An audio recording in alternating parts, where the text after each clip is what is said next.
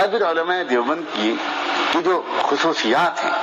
اس مسلک کی، اس دبستان فکر کی، اس مکتب فکر کی، یہ دنیا کا انوکھا مکتب فکر ہے، بہت خوبصورت ہے، بڑا معتدل ہے، بڑا جامع ہے، بڑا حسین ہے۔ اور میں اسی لیے میں نے کہا تھا کہ میں غور و فکر کے بعد، لمبے غور و فکر اور تقابلی مطالعے کے بعد الحمدللہ اس حد تک مطمئن ہوں کہ میں حجر اسود پر ہاتھ رکھ کے قسم کھا سکتا ہوں کہ صحابہ کرام سے لے کر اس نسل تک کے اسلاف کا اگر متوارث ذوق و مزاج لیا جائے اور تمام پہلوؤں سے ان کے دین کی فہم اور دین کی تفہیم و تشریح و تعبیر کا انداز لیا جائے تو اسی کا نام ہے مسلک دیوبند۔ 100% انشراح ہے مجھے،